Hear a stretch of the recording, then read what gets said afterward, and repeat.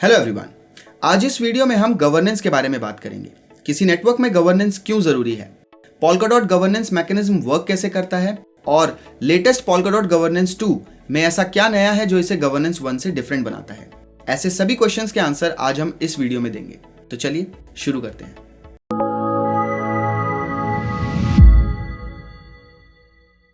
Govern word का मतलब होता है रूल करना या कंट्रोल करना। तो गवर्नेंस का मतलब एक्शंस या उस तरीके से है जिससे किसी ऑर्गेनाइजेशन या प्रोसेस में चेंजेस आ सकें।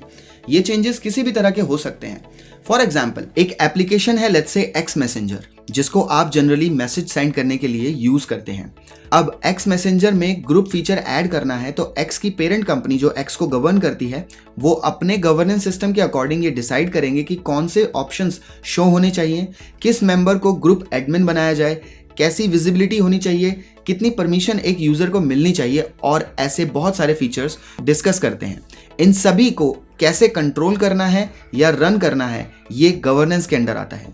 जब सभी मेंबर्स या एक threshold value of members agree करते हैं ग्रुप फीचर के लॉन्च होने में या इंप्लीमेंट होने में, तो इस सिस्टम को गवर्नेंस सिस्टम कहा जाता है। अब क्वेश्चन ये आता है, गवर्नेंस क्यों जरूरी है। गवर्नेंस एक बिजनेस इंटरेस्ट के अकॉर्डिंग उसके फेवर में वर्क करने में आपकी हेल्प करता है। गवर्नेंस आपके बिजनेस परफॉर्मेंस को इंप्रूव करता है, ज्यादा स्टेबल बनाता है एंड मोस्ट इंपॉर्टेंटली प्रोडक्टिव बनाता है। चलिए बात करते हैं पोल्काडॉट गवर्नेंस की। पोल्काडॉट और सभी पैराचेन्स इनहेरेंटली अपग्रेडेबल हैं, जिसका मतलब है कि आप एक फंक्शन या टूल का यूज करके नेटवर्क में मौजूद सभी एलिमेंट्स को कहीं से भी अपग्रेड कर सकते हो। ऐसा नहीं है कि आपको एक एलिमेंट को अपग्रेड करने के लिए पूरे नेटवर्क को रिकंस्ट्रक्ट करना पड़ेगा।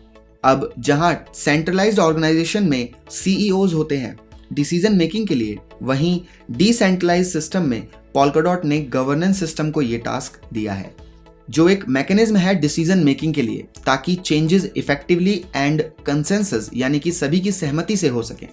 गवर्नेंस पोल्काडॉट का एक एलिमेंट है जिसका यूज करके नेटवर्क में आप चेंजेस करवा सकते हो।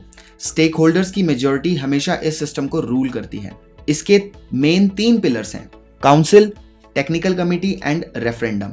एक चेंज लाने के आइडिया को नेटवर्क में हम प्रपोज करते हैं, चाहे वो न्यू लैंग्वेज प्रपोज करने का प्रपोजल ही क्यों ना हो। अब ये प्रपोजल कोई भी प्रपोज कर सकता है, चाहे वो पब्लिक यानी कि टोकन होल्डर्स हों या फिर इंटरनल काउंसिल मेंबर्स या स्टेक होल्डर्स। एक प्रपोजल के फाइनल स्टेज को रेफरेंडम कहा जाता है। सबमिट किया हुआ प्रपोजल वेटेड वोट के साथ सिस्टम में इंप्लीमेंट होता है। प्रपोजल का मतलब सिर्फ प्रपोज करना ही नहीं है, सॉल्यूशन देना भी है। फॉर एग्जाम्पल, एक लैंग्वेज चेंज ऑप्शन के लिए आप प्रपोजल क्रिएट करते हो, देन आप सॉल्यूशन देते हो कि इस रोल के लिए आप परफेक्ट हैं या आपकी टीम ये टास्क कर सकती है। तो फाइनली वोटिंग मैकेनिज्म ये डिसाइड करते हैं कि वो पर्टिकुलर लैंग्वेज सिस्टम के लिए बेनिफिशियल है भी या नहीं। नेक्स्ट क्वेश्चन आता है, कौन पार्टिसिपेट करता है पोल्काडॉट गवर्नेंस में, जिसमें सबसे पहले आते हैं डॉट होल्डर्स। पोल्काडॉट नेटवर्क का नेटिव टोकन है डॉट टोकन, जिसको डॉट होल्डर्स एक वोटिंग मैकेनिज्म का यूज करके प्रपोजल्स पर वोट करते हैं ताकि वोट वेटेज के साथ उस प्रपोजल को रिजेक्ट या पास किया जा सके। इनमें से किसी भी तरीके से डॉट होल्डर्स अपने डॉट का यूज कर सकते हैं पोल्काडॉट गवर्नेंस में, जिसमें सबसे पहले है एक पब्लिक रेफरेंडम प्रपोज करके। इसके अलावा एक रेफरेंडम को प्रायोरिटाइज कर सकते हैं कंट्रीब्यूट करके, एक एक्टिव रेफरेंडम पर वोट कर सकते हैं, काउंसिल मेंबर सिलेक्शन के लिए वोट कर सकते हैं। याद रहे, काउंसिल मेंबर्स लिमिटेड हैं। पोल्काडॉट या कुसामा नेटवर्क में पोल्काडॉट में टोटल 13 काउंसिल मेंबर्स हैं, तो वहीं कुसामा में 19 सीट्स ही अवेलेबल हैं काउंसिल के लिए। इसके अलावा आप एक काउंसिल मेंबर भी बन सकते हैं जिनके फर्दर रोल्स एंड रिस्पॉन्सिबिलिटीज हैं नेटवर्क में।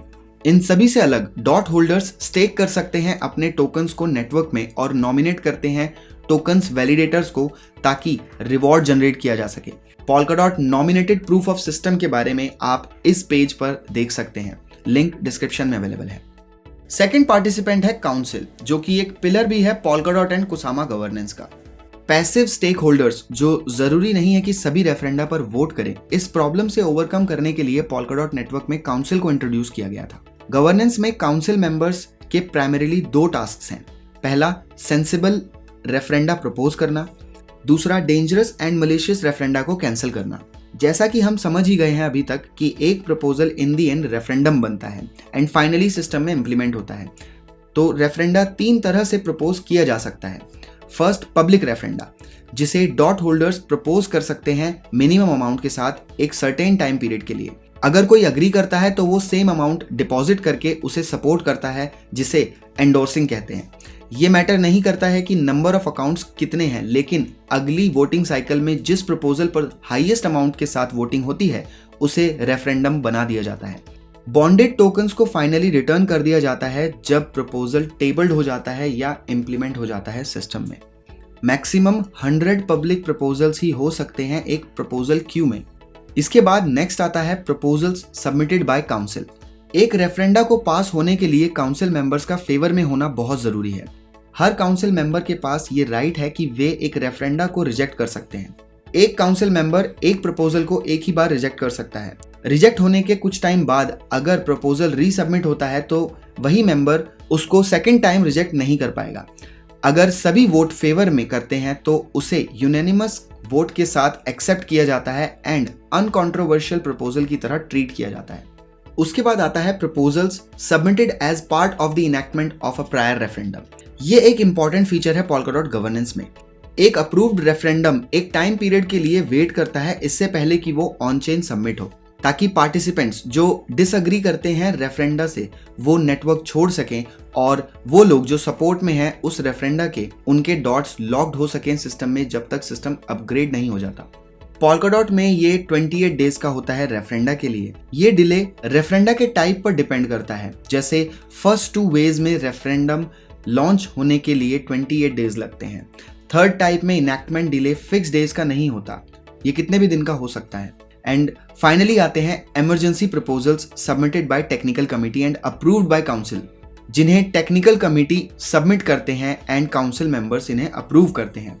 इमरजेंसी प्रपोजल्स डील करते हैं मेजर प्रॉब्लम से जो नेटवर्क में होती हैं, जिन्हें जल्दी इंप्लीमेंट कर दिया जाता है। इमरजेंसी प्रपोजल्स बहुत ही कम टाइम के साथ इंप्लीमेंट कर दिए जाते हैं। अब बात करते हैं वोट काउंटिंग की। वोट काउंटिंग, एक बार वोट सिस्टम में नोट होने के बाद इन 3 ऑप्शंस में से एक के थ्रू आए हुए रिजल्ट्स को फाइनल मान लिया जाता है।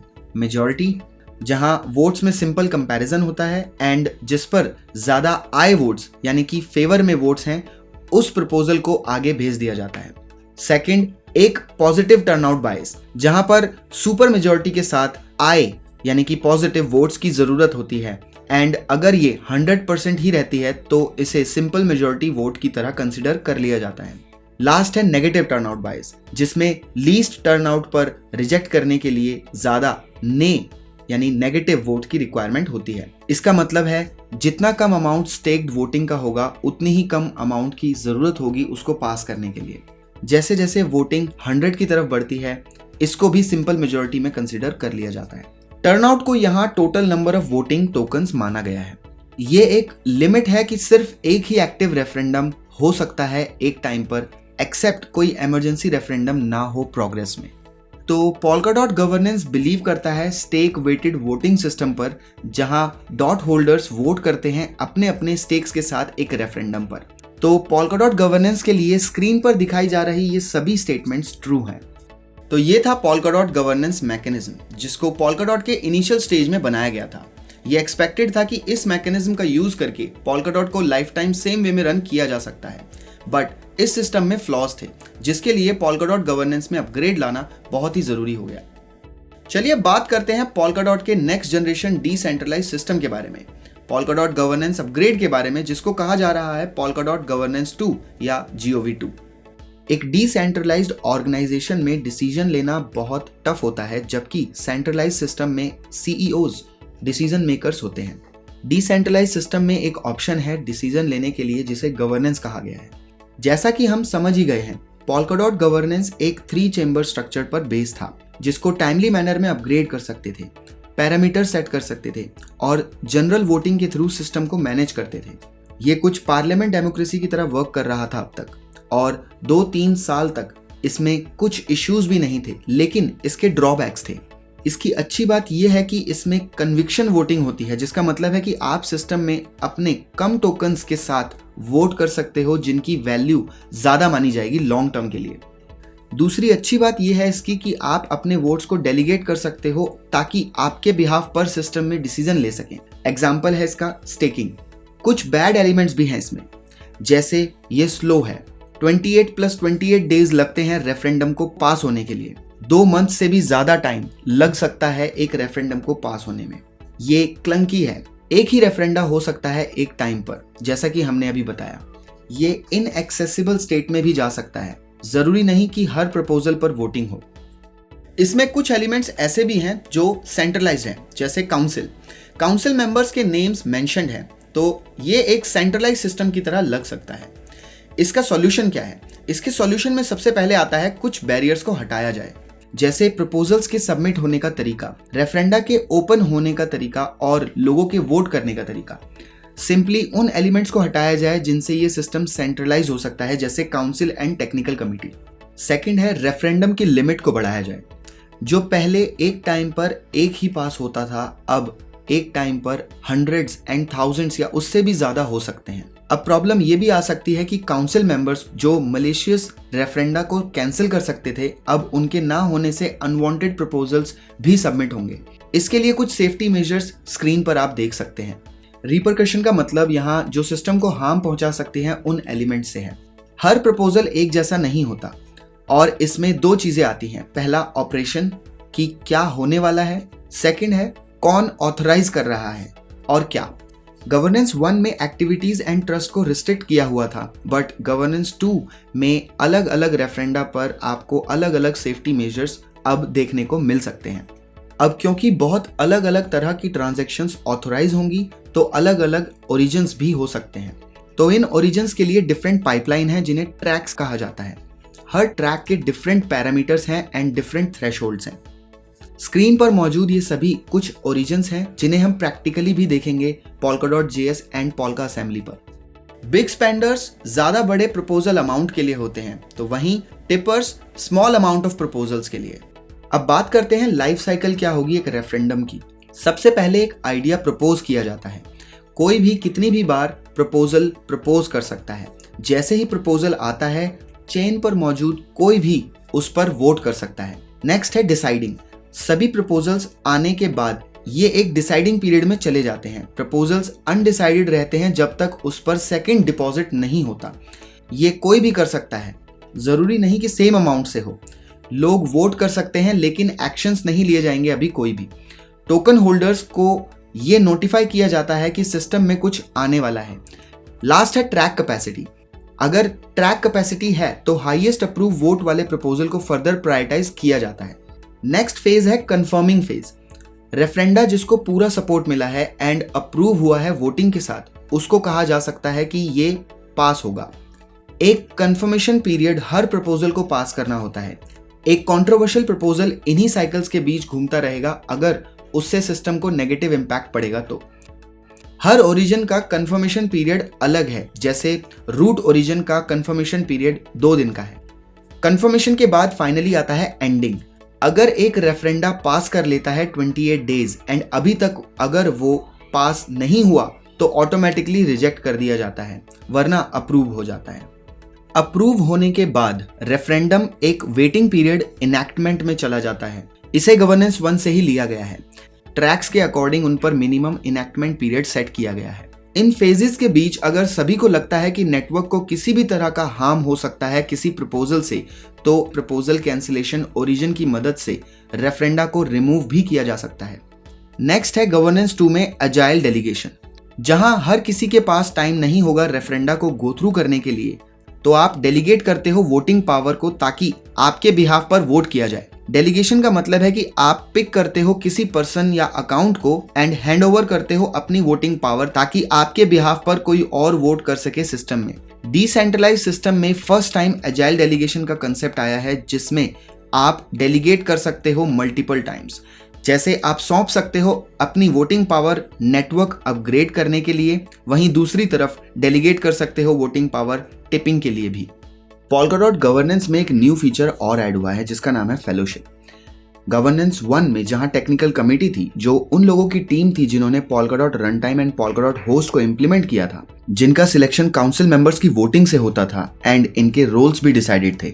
बट इस पिलर को रिमूव कर गवर्नेंस 2 में एक न्यू कमेटी को इंट्रोड्यूस किया गया है जिसका नाम है Polkadot फेलोशिप। ये सेल्फ गवर्निंग एक्सपर्ट्स की टीम है जिनको टेक्निकल नॉलेज है पोल्काडॉट एंड कुसामा नेटवर्क या प्रोटोकॉल की। फेलोशिप वोटिंग मैकेनिज्म सेम उसी तरह वर्क करता है जैसे पोल्काडॉट स्टेक होल्डर्स वोटिंग करता है एक प्रपोज्ड रेफरेंडम के लिए। फेलोशिप के बारे में और ज्यादा जानने के लिए आप डिस्क्रिप्शन में अवेलेबल लिंक को गो थ्रू कर सकते हैं। गवर्नेंस 2 में न्यू यही है, लेकिन गवर्नेंस 2.5 भी जल्दी ही आने की तैयारी में है, जिसमें कुछ नए फीचर्स सिस्टम बेनिफिट के लिए ऐड होंगे। कुसामा पर गवर्नेंस 2 लॉन्च हो गया है। पहले and new governance options different हैं और आप polka.js UI पेज पर गवर्नेंस टैब में इनको देख सकते हैं। जल्दी ही पोल्काडॉट एंड अदर नेटवर्क्स में भी सेम गवर्नेंस सिस्टम इंप्लीमेंट हो जाएगा अगर इस सिस्टम में फ्लॉज नहीं आते हैं तो। फिलहाल गवर्नेंस 1 एंड गवर्नेंस 2 दोनों ही ऑन चेन है, बट धीरे धीरे गवर्नेंस 1 को फुल्ली रिमूव कर दिया जाएगा एंड डिसीजन मेकिंग के लिए गवर्नेंस 2 को माना जाएगा। polkadot.polka असेंबली का UI भी चेंज हो गया है एंड इस पर आप स्विच भी कर सकते हो गवर्नेंस 1 एंड गवर्नेंस 2 के बीच। आप दोनों में डिफरेंशिएट कर सकते हो यहां से। पोल्काडॉट एंड कुसामा गवर्नेंस में फिलहाल इतना ही। गवर्नेंस से रिलेटेड अगर आपकी कोई क्वेरी है तो आप हमें मेल कर सकते हैं support@describe.com पर, या फिर वीडियो में कमेंट के थ्रू भी अपनी क्वेरी पर सॉल्यूशन ले सकते हैं। मिलते हैं अगली वीडियो में।